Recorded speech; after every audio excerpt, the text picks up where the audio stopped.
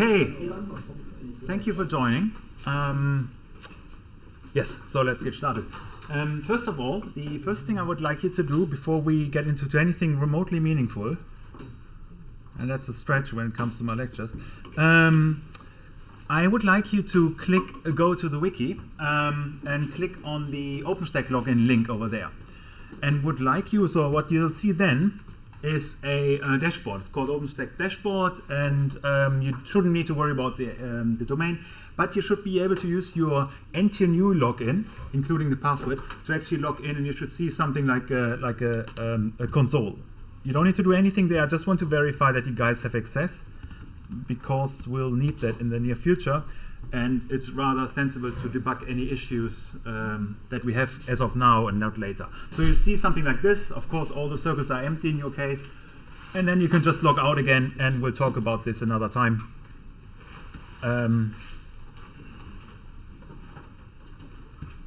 If you don't, just at the break, just come to me, and I'll note down your name and then collect all people that have issues with this. Other than that, no magic to be done here. So, good so far. No ugly thing. The second thing we still need to figure out, which we haven't yet, is the notion of a class representatives. So we're usually very fast in getting those things done, you notice. And we need at least, Björn, correct me, 3 individuals that are part of the evaluation group, Evalueringsgruppe, that want to give feedback on the course and also convey issues from the participants to us lecturers or a lecturing team. So in similar here, I would, if you want to be part of that group, please step forward, not necessarily now, but in the break, and you can indicate that you want to participate in that as well. Okay, so much about the announcements. No ugly feedback there. So the next thing is on Thursday, in fact, I posted a mail pointing you to a lecture for Friday, and that was on the topic regular expressions. Yes, cool. One person watched the lecture. Brilliant. So I feel excited. You're welcome. So, no, how many people actually watched it? Or watched some of it anyway? Okay. And how many people understood what was going on? Yeah. So, okay. The reason why we put regular expressions out as a lecture particular or as a video lecture anyway is that it's probably taught in various other papers. Right? No? Who disagrees as of now? Do you disagree, Björn? Is it taught elsewhere? Yes and no. Yes and no. Interesting. Okay, that's a very ambiguous assessment there. But the point is, regular expression is about, it's used in various contexts, particularly in web development and so on. And while it's of course useful for the web service routing, as pointed out in the lectures, it's not specifically related to cloud technologies per se. So it's kind of very generic. So it would help you to, watch it and understand what's going on there and look it up when you need it. So which, will certainly hopefully happen in your computing time. But the key value there is that you can match patterns, syntax patterns. There were some tasks I set out as part of the videos. Did anyone attempt those or was challenged by those? No, really? Good. Okay. I don't really intend to do a short mini tutorial on regular expressions. Instead, I would encourage you to do those tasks and watch the videos again if you haven't, because they pretty much sum up what I would spend 1.5 hours on otherwise, and how we can actually structure syntax based on content. So, are you guys somewhat comfortable with regular expressions or not at all? Okay, no, what dares to, that usually means not at all. Can I invite you to watch these lectures for this session then? Because, not now, please. But eventually, after the session. And then, if there are questions, I would rather talk about it on Friday than live, here, in class, in fact. And dedicate this session rather to the networking, which is more fundamental to cloud computing, right? So we would come back to that one. if you guys have questions and once you had a look at it. If you still feel unsure about what it's about and what's used for, of course, I'll be available to answer those concerns.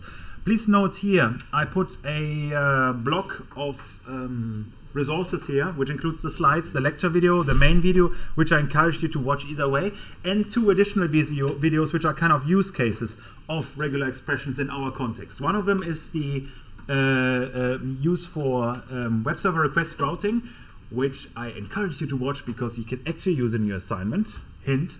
And the second one is more interest-based. It's looking at the performance implications of regular expressions, because one of the concerns with them is, or one of the risks of overusing regular expressions is the fact that they have quite a performance penalty actually involved. And then there's some examples of how to do server-side and client-side validation in JavaScript and in Go. So this kind of material is something that's actually quite useful probably for your assignment, right? If you want to boost your marks to some extent, right? Because we didn't explicitly specify validation, but it's probably certainly an interesting addition to your work, which you can try out. So I encourage you to have either selectively or comprehensively have a look at those and ask me questions if there's issues. Comments? Good. Point number 3 set. Point number 4. So the actual lecture. Finally, we get to that after 8 minutes of nothingness. So one of the key things about cloud computing, and you'll find it in the descriptor, is that we need to give you some sort of feedback about, or need to introduce you to network fundamentals, right? How many of you have attended some sort of networking course? Okay, but hang on, that's quite a bit. Okay, more than I expected. So which course was that, if I may ask? It was in the University of Oslo, Introduction to Operating System and Computer Networks. So it wasn't there. Let me assume that is not representative for the class. No. Good. Another, yeah? Computer networks. Computer networks. Okay, is that in the in security? Yeah. Right, right. But so you're from a security side of things. So those are security students. Who's not a security student and has had a networking course? Yeah, and outliers. Okay, somewhat from from elsewhere, I assume. Yeah. Good. Okay, cool. Okay, I thought they all know about networking, so I wouldn't need to talk about it. But apparently, I'm lucky if you want. So, all right, networking. So cloud computing is fundamentally, of course, about writing interesting applications, for example, in Go and the like. But one of the fundamentals is, of course, networking, right? Because at any time you're sending some requests to some other machine, and if something runs in the cloud, it basically just means it runs on somebody else's computer, right? So you rely on some sort of networking, and of course the fundamentals of that as well. That's why we dedicate a session, at least a session anyway, to networking fundamentals. And the fundamental, well, I'm repeating fundamentals quite a bit here, don't I? Is the fundamental question is what is actually happening? How does this data transmitted over the wire? How it is broken down, and what can we actually transmit over the wire? And for example, if I'm sending an email, something like this, quite generic, can have a look at it, no big deal. So not much confidential information. But if I send this email, if I press the send button, what is happening actually underneath? So why is it translated, on the wire in some sort of electric signals that indicate a true or false value or on and off value? How does it actually work? Anyone? Well, any idea, please? There's a layer system in the networking itself. So after you actually click the send button, you're on the application layer at the moment. Yeah. Then it goes to the transportation layer, which actually uses for emails. It's usually TCP, of course, because it needs to be reliable. Yeah. And after that, there's the data link and the physical layer, which actually transform it into the physical signal itself. That's right. So who got all that? Yeah, one person? That's pretty good. So we're not quite done with the lecture. We'll finish. So spot on, right? So of course, but we need to get a better understanding what does this layer system mean? What are the protocols you're throwing at me here mean, right? So we need to have a look. So, but the idea is that at the end of the session, hopefully every one of you gets an understanding, okay, how does it actually map to those very simple signals? And many of you will find parallels to operating systems if you have had the course, because it's quite similar there with respect to memory representation. But let's think about this. So the idea is, indeed, yes. So one of the key principles is the idea of introducing abstraction by layering the communication. And we get to that a bit later again. So the idea is first, right, we have those email data, right, application specific, as you mentioned, right, on the highest level protocol, and we need to split them up in some sort of containers, right? We can assume that, for example, email program 1 encodes some information such as text in a way that it can be read by email program 2 on the other side, right?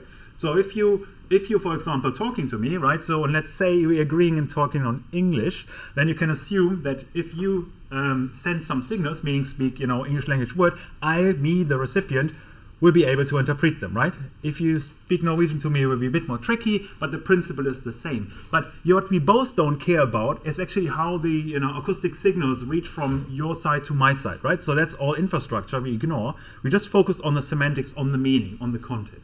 Yeah? The same here. So first of all this application information is wrapped into some sort of data container. Let's think about this. And of course, we need to deal with a bit of complexity because we have different types of data, right? Email data is one example, and even email gets complicated, right? Because we have media data in there, only text data, audio, for example, as another possibility.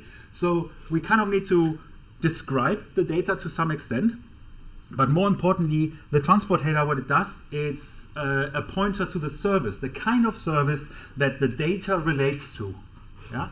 So it basically tells me, well, this kind of data needs to be processed by an email client or email server, ideally, right? So that's its role. This is then followed, and that's precisely what you pointed out before, by another layer that wraps this entire transport content information and brings it closer to our network card interaction by actually identifying, okay, now I have this email information, which I characterize using the transport layer. Now I need to use the network layer to actually clarify, well, you actually need to send it to a particular email host. If you guys have ever set up your own an email client, basically, you need to, what kind of information do you need to enter there? Old-fashioned, not the Microsoft ones, but or even those ones, doesn't matter. Yeah, let's wait a bit. If I get someone from the general audience, okay, then please. Usually it's server location that you send and pull emails from, then it's your credentials. Yeah, so okay. It needs to know where to look for your emails. That's right. So that's precisely that point here. Where is the information stored, right? So because you all have an email client, right? And you always, you may think that your email resides on your phone, which of course it does eventually because it's cached there. But when it is sent, your phone doesn't need to be online, right? So it doesn't need to be able to receive emails actively, but nevertheless the emails will be, kept for you somewhere on the email server, right? And this host needs to be known, right? This information is captured in what's called the network layer. So here it's about, not so much about the content anymore, but here it's just about communication. Yeah, if you send it from NTNU to University of Oslo, so on, you need to be able to identify those hosts that are associated with this service. And after that, let's get a bit more hardware-y, if you like, because then we get to the next lower level. Now we need to actually capture up and bring everything back to the fundamental wire protocol that is supported. So for example, here right now, I'm using a wired connection, right? So, oops, there was that. Please recover. Well, it will. Oftentimes it does. I'm using a wired connection, which has different characteristics, both from a physical point of view, but also from a signal point of view, than, for example, a wireless connection, right? So I can send bigger packets of information, bigger chunks of information in one go than in a wireless situation. Wireless communication is a bit more unreliable, right? So you guys know that, right? So you lose connectivity, but once you have a wired connection, it's generally pretty okay, unless you, of course, have a wire issue and so on, right? So different transport media have different characteristics. So that's the usual network card. This is a wireless card for PC, and this would be an antenna for a mobile device, basically sending out the information. Please. Yeah, but still on the data and the application layer, they would look the same, right? The wired and wireless connection. Yes, that's right. That's right. That's precisely the point here. Exactly. So, in fact, your point is very good. The only difference that those three, let's say, transmission media make, and there's more of them, of course, is on that layer, right? So they all understand the concept of hosts, which is uniform. We get to those protocols. I just want to get the principles across first.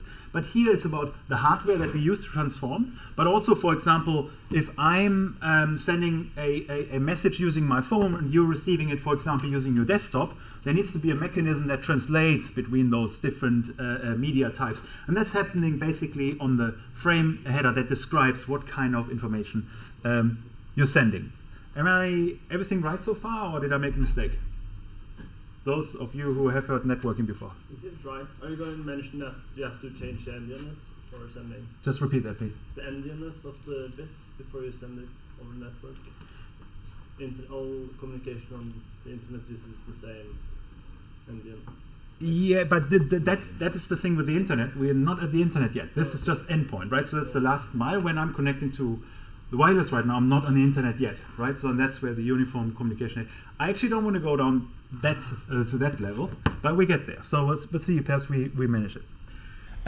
Okay, right. So what we have here now, this is basically the network package that is going over the wire every time you send something, right? So it has a certain size, and the idea is always that, okay, we identify what we're sending over, who the endpoints are, what kind of service we are connecting the data to, and of course the actual payload, the actual content, and then there's some sort of delimiter that indicates, okay, that's the end of the package, from here on is the new package, right? So we can send package over package and so on. Yeah. So that's the idea. And the question is, what kind of protocols are we using? And we start, of course, back from top to bottom. In the case of email, what protocols would we be using? We use SMTP and IMAP or POP3 or Right, exactly. So coming back, it's now spinning this whole thing back, but looking at a bit more pragmatic application. How does it actually look like? Well, we have this entire frame, and the data in our example here, I had the email example, but it could be a video, it could be any other web request, if you like, FTP request. But in this case, the protocol that would be operating here would be SMTP, the Simple Mail Transfer Protocol, right? So it's still a standard for transmitting mail over the internet. But HTTP, the hypertext transfer protocol, would equally be admissible, right? So that's what you would be using if you're, for example, creating a REST service. On the transport layer, then, okay, we have, again, a few more protocols there, right? So that's the classical ones, TCP and UDP. Who knows anything about TCP and UDP? Yeah, someone who is not totally, yeah? I don't know a lot about it, but I think that UDP is more used for like continuous streams of data, but TCP is used when you need to be sure that the data you sent actually was received. Mm-hmm. Can you give me examples for both cases? I know that a lot of gaming servers use UDP, Mm-hmm. and TCP would probably be used more in like normal HTTP web browsing. Okay. But what's the kind of data that you can afford to lose and not to lose? Can I afford to lose data, really? Please? Video. Video, right? Why? Artifacts doesn't matter. Sorry? Artifacts doesn't matter. There's too many frames. And if there's one pixel, doesn't matter. Exactly, right? So the idea is there, if you have a continuous stream of video, for example, from Netflix or the like, if you use one or a few frames, in fact, you will either not really notice it in the first place, or it will not annoy you enough to warrant having them resend actually displayed and have the entire video wait until those few missing frames are actually resent by the system. Yeah. Instead, you just brush over it and continue streaming the rest of the video, right? So if there's a small interruption, you don't actually care, right? But so that would be UDP. And then there's TCP. So in which cases do you care that things are actually completely transmitted? So one example of TCP is it's used sometimes for like server information in gaming, and in that case when it's just a bunch of text that you need to read, right? this is the server name, this is the description, and such. You can't really afford to do state of the becomes unreasonable garbage.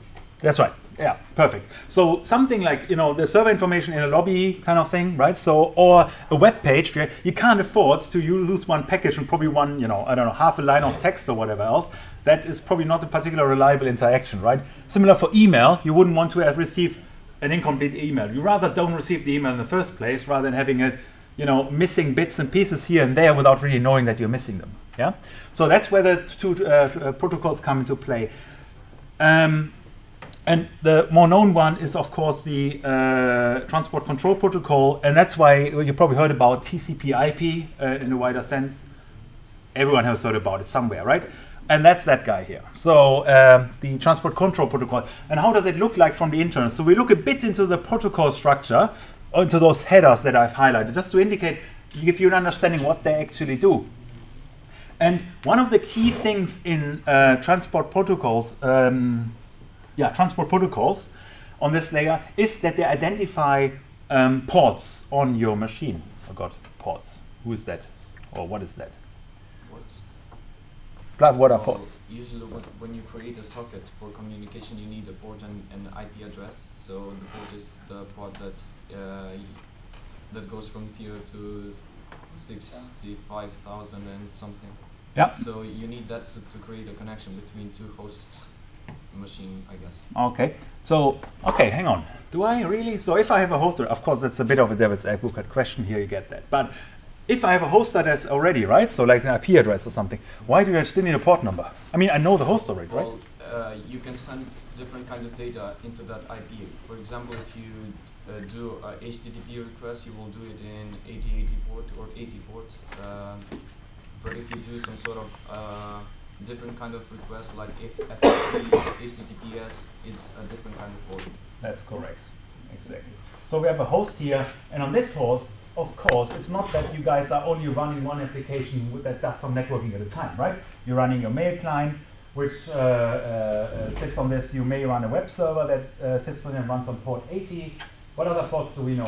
So that's your host. That hasn't. FTP 2120. FTP, yeah. So FTP is 21. Let's go with this one. At least that's the control channel. There's multiple ports, but that's too messy right now. Anything else? SSH is 22. 22. SSH protocol. Yeah. What else? SSL. Yeah. 443. Yep. 443. That's right. Yeah. HTTPS generally. Yeah. Good. Any other ports? No. But you get the gist, right? So you have one machine with one IP address, and you guys have heard of IP addresses. We get to that in a second once we get one level lower. And on each IP address, you have around 65,000, let's say. That's, you know, sum it out a bit. K ports. So it's quite a bit. So up to that amount of ports you can actually occupy. You could, in theory, run 65,000 applications that each bind one network port. Right? So that's how things actually start to work in parallel. That's right. So, and then there is some ports that are. So how do you know those port numbers, by the way? Well, who decides on that? From 0 to 1024 are the well-known ports, or yeah. I think they are called like that. Yeah. And then after that, there are free ports or something like that. Yeah. Well-known or privileged ports. That's right. Exactly. Who defines those ports? Consortium. W3 consortium. Yeah, nearly. IEF, Internet Engineering Task Force, maybe. Or yeah, you guys are nearly there. So no. you threw out all the. Yeah. Huh? ICANN. Ah, closer. Yes. The ANA that is also related to the ICANN. That is actually Internet Authority for Assigned Names and Numbers. And the only thing that this thing does is actually to keep track of ports. Oh no, numbers in general, but amongst those also ports. And you see that there are fixed port numbers. And now you can scroll through and actually see what's happening. Aha, port 21, we had that before, right? So it's assigned to FTP. Port 20 to FTP data. So that's, we're not going into that one. But more importantly here, for example, port 22 being SSH, SMTP, our good friend for email sending, right? Port 25. Can anyone read this somewhat? Yeah, okay, that's me. Sorry.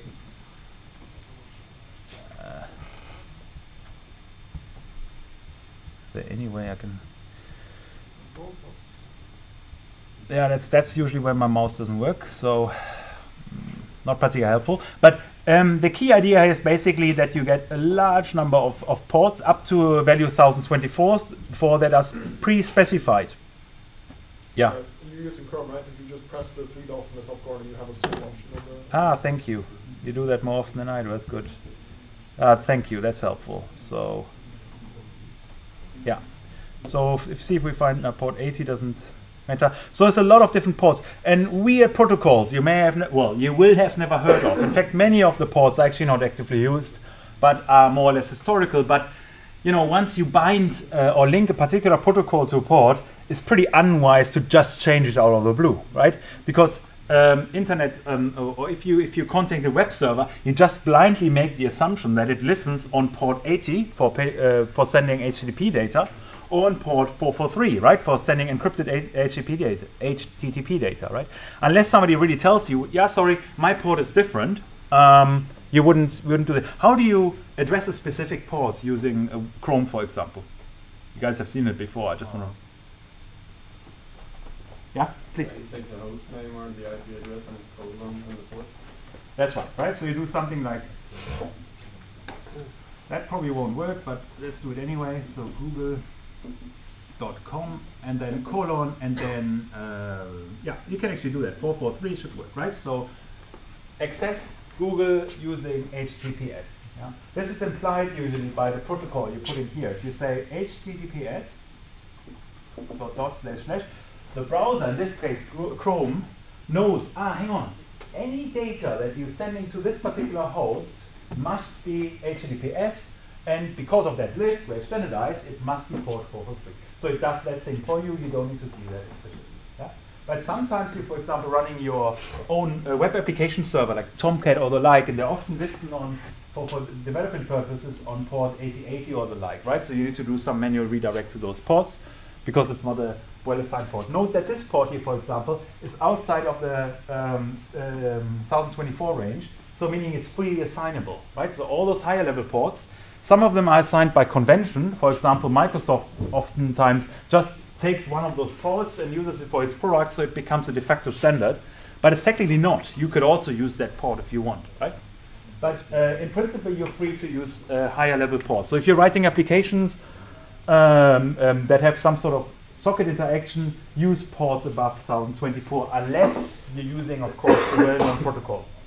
Yeah, that's the rule of thumb here. Okay, so now we know that hosts can have multiple protocols, and to make the confusion even greater, let's lose one back. Protocols can not only exist, or not only can multiple protocols listen on. Not only can one machine have multiple ports, the ports can also listen to different transport protocols, right? Here, namely UDP and TCP. So you can have a reliable variant of the service, right? On listen on that port, but at the same time also the unreliable variants like UDP listen on that service. An example, for example, is this one here. So domain name server. What is that? Yeah, you. That links the IP to the server name when you type in a URL. Yeah. So that's responsible for address resolution, right? So we are not quite there at that level yet, but when we talk about the communication on the internet, it's basically all based on IP addresses, unique identifiers. Yeah. So like your Futzels number, unique identifier. But actually, if I want to talk to you, I don't address you using a Futzels number, but rather use your name, right? So, and the DNS system works very much the same way, that you actually have a name such as Google, which is using this system is then resolved into an IP address. So your machine does that all under the bonnet and basically directly contacts Google then, right? With the right protocol and so on. So that's how it works. But why do we have two different transport protocols for the DNS server, for example? Why reliable, why unreliable? Anyone? Well, if I remember it correctly, there are levels of DNS servers. There are top-level domain servers, and then there are the lower end of domain servers. Mm-hmm. I guess communication between big servers should be reliable, and then communication between server and client should be somewhat reliable. So yeah, you're on the right track there. So this is of course only one example that can exist for multiple services. But if we do this name translation and so on, of course, if you querying a server and saying, please tell me the IP address of www.google.com, not all of you will use the same DNS server, right? So that's kind of one of the last remaining centralized systems of the internet, that you have a server that you can ask for. It's like a telephone book, basically a lookup service. But of course, wherever you are on the planet, you will use your provider's one, right? In our case, it's most likely Telenor's one, but in other countries, it's a different one, right? So Vodafone, perhaps in the UK, and so on. And the idea is there, even though you're using different servers, they kind of need to deliver the same information, right? So if someone from, if you're hosting, for example, your own website, and someone from UK wants to access it, and someone from Norway wants to access it, they should be pointed to the same web server better, right? So you get the same kind of content. So there needs to be some synchronization between those databases, for example, and then they should probably be better reliable, right? So you don't want to be missing data or entries randomly and then get misdirected. However, the UDP variant of this one is used for the actual query. So if your laptop, for example, wants to figure out what is the IP address of Google, you send out a request, and yeah, hopefully you get an answer back. The reason for doing that is twofold. Well, no, why do we use UDP there? We actually want to get the name of Google, right? So why do we still use UDP then? It's faster. Yes, that's right. It's way faster. It's around faster by a factor 3. So on average. So it depends on what you do. It's way faster, but it's unreliable. So what we do is basically we rather send out a second package and try our luck again, and risk not getting anything, right? So, but if you get something back, that's good, right? And oftentimes that's the case, because when you browse the website, you don't want to waste too much time waiting for the address name resolution. You just want to see the Google page pop up, right? So you don't want to figure out, okay, this name points to the IP address, and then send the actual request to the IP address, right? Because that's how it technically would work. Just to make that a bit more explicit. So that's your host accessing the internet. And before you actually get into Google here, what's actually happening, you're accessing the DNS service. Google's one happens to have as a good IP to memorize the IP address, this one, which is something that your machine needs to know, but it's usually shared by your router when you set it up. So this would happen first. It actually, under bonnet, asks, okay, what is the name that is linked, what's the IP address that's linked with this particular name, right? So then the DNS server sends a request back, a response back, and says, here, there you go, that's the IP address, and only then are you actually connecting to the IP address. So you're not directly connected to the name, but rather to, you know, connected to the IP address, which is whatever it is actually, right? So actually, before you get the response from your website, there's actually already 3 interactions going on, right? So and only then you get the feedback. And you don't want to wait long for that. That's why we use UDP for this particular purpose, right? We rather risk not finding your DNS entry and, you know, trying it again perhaps, than having that issue. So, but the lesson learned here. So we have port numbers, and port numbers can have different protocols depending on the reliability requirements. In lobbies, you want to get kind of accurate information. When it's about position exchange in the game, you can probably swallow 1 or 2 position information because it's resent within the next second anyway, right? So that's probably not so drastic. That's more important to have performance in the first place, and definitely not have interruption in the game flow, right? Even, for example, if a player character in the shadowed area of your map is not visible, that is not visible right now, is not 100% synchronized between both of your instances, it doesn't matter as long as your gameplay is not interrupted. Yeah? So that's one of the possible application cases for that. So video is of course an example for that as well. Audio similarly. So, and if we look at it, we kind of see this idea already reflected in the protocol structure. So when you send a TCP packet, you of course have the port information, so the source port, what port is it coming from a given machine, and what port is it going to. A sequence number that suggests that multiple TCP packages are actually in a stream. They are, you know, belong together. And then further information such as checksums and window sizes and so on, and various other options here. And of course, an acknowledgement number. And that's the idea is there. For every TCP packet that's sent over the wire, you get a response that confirms, yep, I have received it. That's the so-called ACK package. Yeah? So you always get confirmation that the package has actually arrived from the endpoint. This way you can guarantee that your email actually arrives because you get a confirmation on this level. So you don't see it in your email client saying, oh yeah, the TCP layer just indicated that the email has arrived. But your email, your TCP stack in your system will know, okay, this piece of data information has successfully reached the recipient, right? So I can then ignore further processing. If it's not the case, this package is actually resent within a given timer. It's resent on, from your network stack in your system, from your operating system itself, without you knowing. Yeah. So TCP is really about being reliable, and that's why you sometimes have timeout elements. So if you use timeout, it usually means that TCP is awaiting a response and doesn't get anything in time. And only then it needs to, of course, bubble up to the user and say, sorry, I actually wasn't able to deliver that information, right? So, but it's usually TCP coming up with this kind of feedback. So the alternative, if you look at UDP, for example, what do you notice? Yeah. Does anyone share that observation? It's kind of a bit shorter, isn't it? Eh? I mean, yeah, there's a lot of stuff going on, a lot of options, data offset, checksum, and so on. Here's literally source port, destination port, the length of the package, and the checksum calculated over it, so we ensure that the information itself is coherent, that the header itself is not corrupted.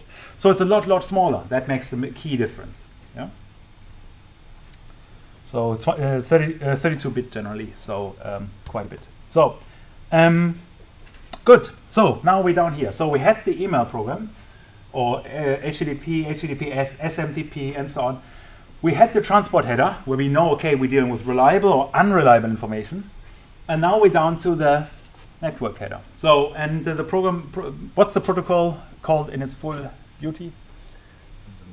Yeah, IP, right? It's the Internet Protocol. Yes, and that sits on the next lower level, and that's responsible for addressing two hosts, right? And the most important things here are, of course, the IP addresses, right? The source sending the information and the destination IP address that's supposed to receive the information, along with other overhead involved here. For example, we have a version bit. What does that carry? Does anyone know?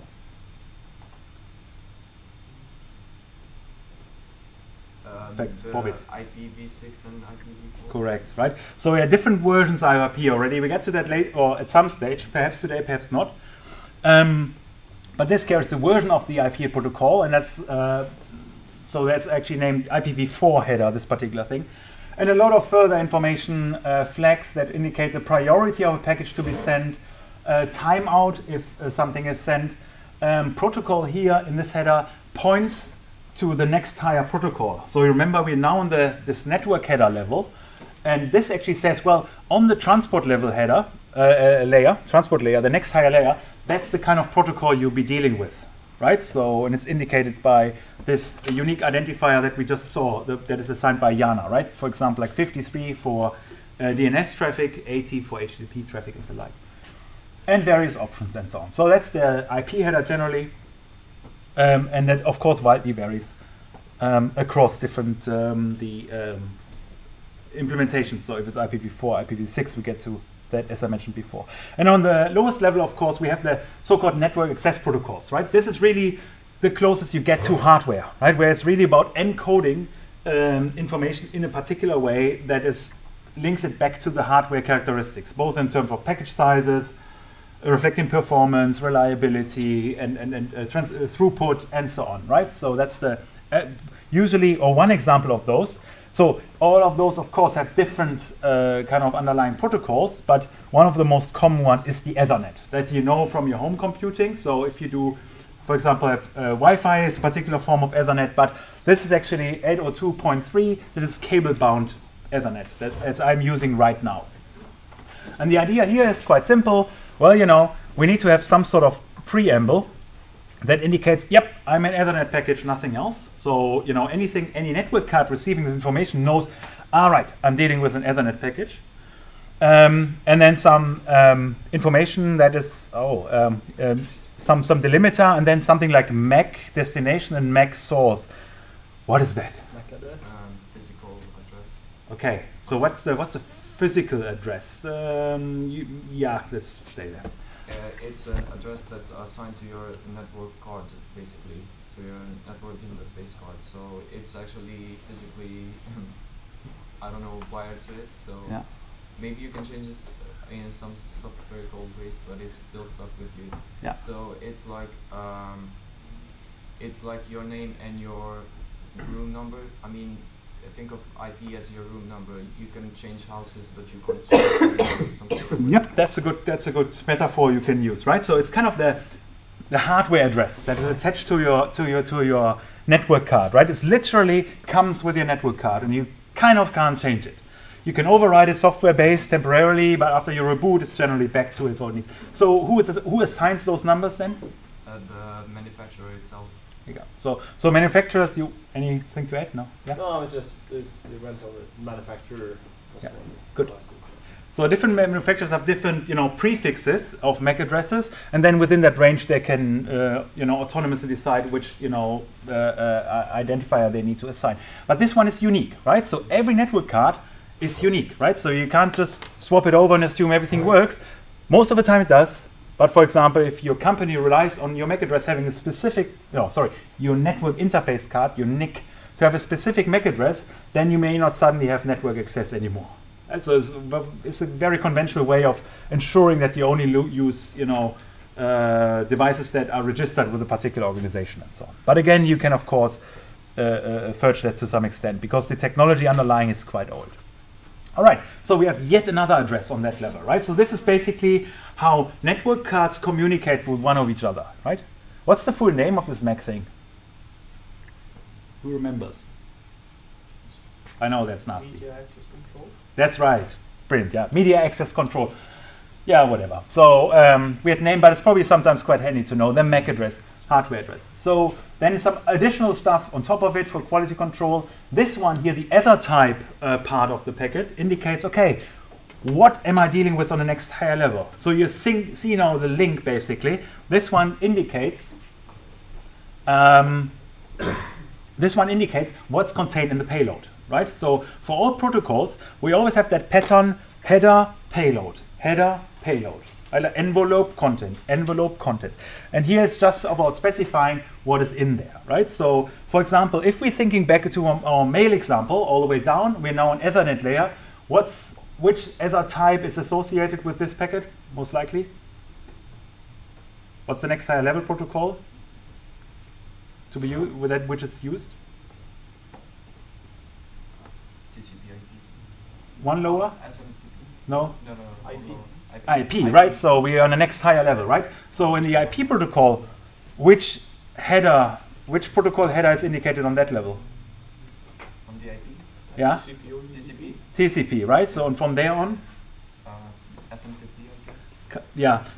In reality, yes, you're kind of right, but in fact, nothing, because it addresses a particular port and assumes that the program is listening there. So that's not explicit. But what the pattern here is, so and that's basically the lowest as we can get, right? So just to clarify that, so we have the indicating, okay, what's in the payload, so IP packet, and then there's some sort of checksum again, right, where there's a calculation done to ensure that the frame is consistent, and then there's the inter-package gap that basically just says, well, here the packet is over. From here onwards, a new packet will come. So that's basically the limiter. So the system knows, okay, that's an Ethernet packet to be operated. And this, for example, down here is the preamble for Ethernet packets. So every Ethernet packet starts with this preamble. It's kind of a sync word. So meaning the synchronization process between two machines, they kind of look for this pattern and they know, okay, this is a new Ethernet pattern. Now let's have a look into it. What's actually happening in there? Yeah. So this is a way of us getting block information out of a continuous stream of electric signals. Yeah? So, coming back to the idea there. So the concepts that we kind of explored by practicing a bit is like the idea of PDUs and SDUs. And the idea is there that every protocol data unit abstractly has some sort of header, and some payload, which is then the service data unit, which it doesn't actually care about, right? So, for example, on the IP layer, we have a protocol data unit that indicates something about source IP address, destination IP address, and points what the payload possibly is, but it's actually ignorant about the payload content itself. It just says it's TCP in there. Good luck with the rest. I don't care. That's the service data, right? So that's what is actually happening. So in essence, basically, the service data on a given layer encapsulates the next higher level's PDU, because if we hand this payload information, this TCP packet, one layer up, suddenly it's split up into a PDU and the SDU, because on the transport layer, suddenly the header makes sense and encodes information such as port numbers, source port, destination port number. But again, it's ignorant about the payload itself, which then is handed up one level higher to the actual service that sits behind the port. Yeah, that's the idea. So each of those layers basically ignores its payload, but only cares about the information that's relevant on this particular level of processing. So on the network card level, the only thing that's relevant is to, let's quickly identify the preamble, so I know I have a frame, an Ethernet frame, right? If I have the Ethernet frame based on the offset, I can calculate what is the destination address and the source address, the MAC address, the hardware address. And then this package, so this other field says, well, you know, this next higher, this STU from a perspective of this layer here, is a TCP packet, for example. And then it's handed off to the network stack to the next higher level and saying, well, you know, now on this transport layer level, on the IP level, feel free to process this particular payload. And again, since the size of header is fixed, the network stack is able to identify, okay, the first few 32 bits must be source IP, the next ones must be a destination IP, then there's the protocol encoded and so on. So it processes everything until here, and then again, it doesn't care too much about the payload, but just hands it up yet one level higher. Then the network stack goes in here, okay, now I'm on the transport layer level, I only need to care about identifying the source port, destination port, and so on. Easy, right? Who thinks it's a brilliant solution?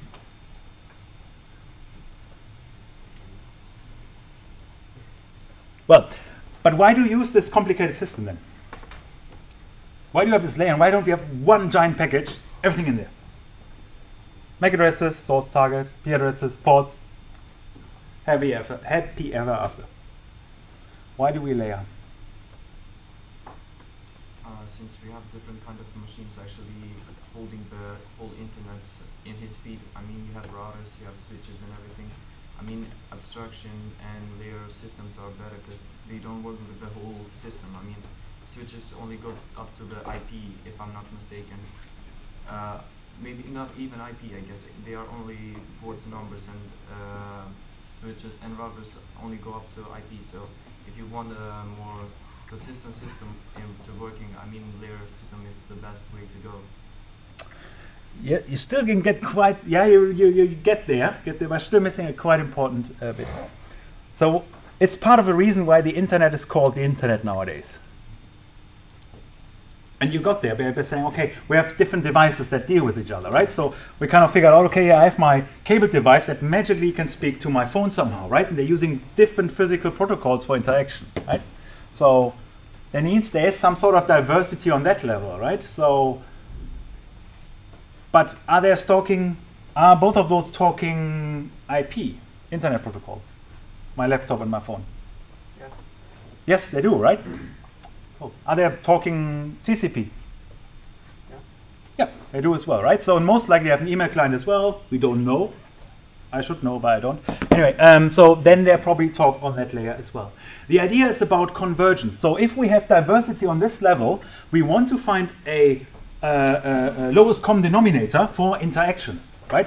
And by abstracting from the role of those particular layers, so we technically don't care about so much, but we get up to the IP level, then we're able to have devices that are per se seemingly not compatible, and devices that hadn't been invented when the internet was invented, be able to communicate using that very same protocol. We can exchange protocols across all layers without affecting all the other layers.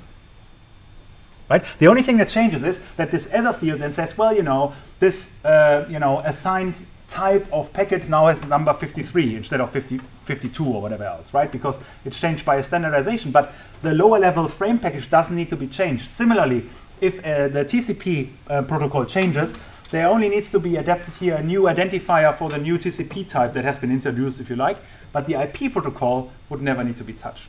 So that's the key idea here.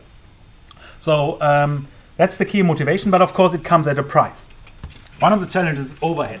So if you have this entire package now laid out, the interframe gap is specified at 12 bytes. Well, the overall Ethernet frame usually has 30 bytes, and it leaves for all the service data unit on the Ethernet level, meaning, again, recall that the Ethernet, on the Ethernet level, no one cares about this information. This is the service data unit. Has maximum 1500 bytes. And then if you break it down further, of course, it gets smaller and smaller because all the headers consume additional information. So it's a considerable overhead with this kind of approach, right? But the reason, of course, why we use it, as I mentioned before, is about abstracting different layers. And that's why it's usually shown in this kind of fashion as the TCPIP model, also often called Department of Defense model. Did you guys hear about this? Anyone? No? Okay. So there are various names flying around for this thing. But that's the key idea. We have the network interface that deals with hardware. We have the actual network layer that deals with communication on IP level. That's where, you know, your communication with www.google starts. You don't know the hardware that they're using in the backend. You don't actually care. Is it virtualized or not? You know, does it perhaps have an air gap in between? Who knows? And then the transport protocol, and up from there the application-specific information, right? So that's the rough idea. So we're going from infrastructure to particular endpoints, to services on that endpoint, and then to application-specific information. And as many as you pointed out, there's of course in this stack a set of protocols that exist on each layer, right? So we have Ethernet, the lowest, then IP, and a few other ones on this layer as well. Even though pretty much the default protocol that is used on that layer nowadays is IP, right? There's hardly any alternative. We get IoT using Telnet, I think. Sorry again? In IoT, a lot of them are using old. Yeah, hang on. I'm still on that layer. Yeah, we get there. Right. So I'm just saying that on different layers exist different protocols, and there's a different level of diversity. Diversity here is moderately high. Diversity here is moderately low. There's in fact only two to three major protocols that are used. And then transport layer is also quite low. It's either TCP or UDP. You know, all other protocols haven't been used, but we never know. Perhaps in 5 years there's a new one coming up here. And here's massive diversity, because that's where all the protocols end up. We have Telnet, HTTP, NTP. What is Telnet anyway? It's an old way of communicating, but it's just to send communications over the. So yeah. Isn't there phone services used? If I'm not. Just repeat that last bit. Is it the phone services that set up the Telnet, or I'm just remembering wrong? Yeah, there's something to it. What it's like remote logging? It's basically like a remote console thing, right? Login is sometimes questionable. I'm not really convinced, but particularly because all the information is transferred in plain text. So if you use Telnet, don't use Telnet, right? Sometimes there's like devices, especially in the IoT sector, you plug in via serial port and then you access them via Telnet. Then it's kind of safe because they're not on a network. It's kind of a way. It's a console input basically. NTP. Network time control. Cool. What does it do? Gives the time, basically. Yeah, right. So time synchronization. You have one. It's also a hierarchical system, and you want to ensure that all your hosts, for example, in your building have this kind of same time setting, right? How do you do it? Well, you have a time server that sends out that information on clients, frequently polling it and updating that time information, right? Then there's DHCP, which you guys all have at home, but perhaps do you know about DHCP? What's the role of that one? Well, let's use someone who. Yeah, well, yeah, okay, since you're... Yeah, sorry. Sorry. That's all right, I mean, yeah. Like a router would use it to distribute IP addresses? Yeah. What's the full name? I'm sorry, I'm de-acronymizing things here. Dynamic host configuration protocol? Yeah, that's right. I think that's the one, yes. So that's precisely what it does. It distributes IP addresses, because when you plug in or probably when you just walk into your home, you magically get internet, right? And did you ever set up an IP address? No, right? Especially not on your phones, right? Perhaps on your laptop, but certainly not on your phone. So that protocol is responsible for that one, right? So those are application level protocols. They solve particular purposes. They're not just generically for transmitting information, but they solve particular means, right? Such as interacting via consoles, such as transferring HTTP information, such as assigning your host information, right? Cool. So that's the idea. That's why we call them application level protocols.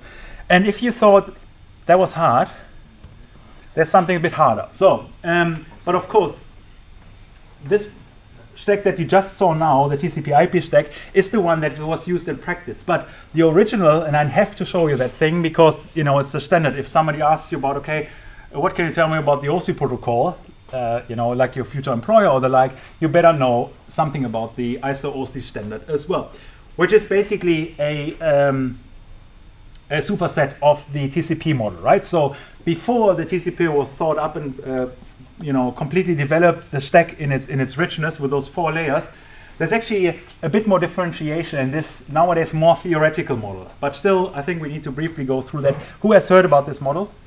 Of course, all the networkers. Yep. Cool. Yes. Okay. Good. So who of you thinks we actually need to learn that? Oh, really? Good. That's good. Because I'm always wondering about it, but people still ask those questions. So, you know, and we will as well in the exam. By the way, I say that now, I bet 50% of you will still get it wrong in the exam. Anyway, so, but that's just experience. So that's the ISO OSI model. What does it say? Well, it's standardized by the ISO, the International Standardization Organization, and OSI stands for Open Systems Interconnect.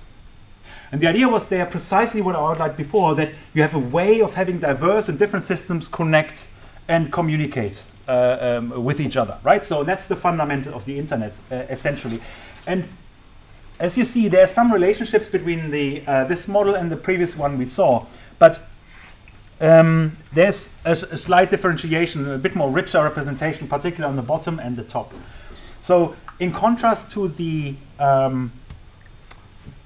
TCP model, the OSI model, here more in a more parallelized way, actually abstracts away this network interface. It's just called network access layer generally in the TCP model. There's different lingo sometimes, so don't get too confused. For the TCP model, whereas in the OSI model it's differentiated between the physical aspects, so strictly the manufacturer side exercise of building the hardware that transmits signals, and the mediation to to actually translate it into software interpretable signals, right? So that's the differentiation between physical and data link. We just give up on that and say, well, it's a network access layer. We don't care about anything that happens below the IP level, especially as programmers. The only thing you ever need to deal with is probably IP addresses, max, right? Ethernet frames, yeah, probably not. So, right, so that's the idea here. The network level is identical, right? So the idea end-to-end connectivity between hosts is one-to-one map between the OSI model and the TCP model. Here it's often called internet layer, so whereas generally it's called network layer. The next high level is also identical, transport layer in both cases, right? So that's the guy that indicates the port numbers, right? The services we're pointing to. And here on the upper level, that's jungle anyway nowadays, because most of the application protocols we're using actually encapsulate so much functionality that it's pretty hard to disentangle them, and even harder to suggest that we have specific protocols for specific purposes. Originally, the idea was to differentiate between session, presentation, and application. So there should be one protocol that just is about keeping, the interaction alive. For example, if you have continuous interaction between 2 players in a game, there would be one session protocol that just deals with session, not the content. Then there's a presentation protocol that just would be bothered having a, abstract or having a uniform endpoint representation of how your data structures eventually. And then the application level that would actually use both of those protocols on the application level. But nowadays, that's all contrived into application protocol because it's kind of all built in or not. Either a protocol has session concepts or not. It may have presentational aspects or not. And of course, it has a particular solution or application it serves. Right? So, but I would like to ask you to kind of, look at this model. Also, as simple as Wikipedia will do, is actually quite good description there. So it's like the physical level, data lane level, network, transport, session, presentation, application. Those are the 7 terms you kind of need to take away from this. Sorry. And then hopefully the comparison between those two ones. Okay, who's still with me? 1 person, 2, 3.5. Ah, but it's getting better. Are you intimidated by me looking around, right? Yes, so. All right, cool. You should give them a break now. Yeah, I will give them a break. That's why I'm asking anyway. One last question before the break. What happens if I'm sending large files, just such as presentations? Right? Sorry? Fragmentation. So how does it work? Well, typically TCP has limits of the package itself, so everything else is fragmentation of the original packet, and then it uses one of the, I don't know if it's a flag or just a field, the offset or maybe the sequence number to identify each other. Remember all that. So yeah. So now just the question was here basically, okay, now we covered the entire protocol. What happens if we have arbitrarily small or large files, right? You're transferring your video files or, sending a report of multiple megabytes, right? How does it fit into those mystical 1,500 bytes? Well, it doesn't. That's where what TCP is responsible for. This one breaks up your content into chunks that are transmissible, right? So this system allows you to transmit pretty much any files of any size or any kind of data representation. So it's agnostic about this layer, so it can deal with endpoints and the breakups. Cool.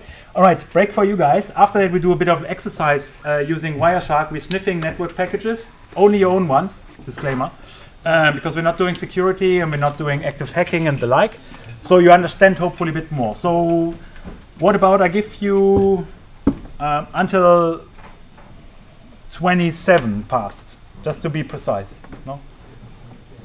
So 10 minutes, 15 to 17 right now. Talk about IPv4 versus IPv6 or? Yeah, but I will probably, hang on, do that later.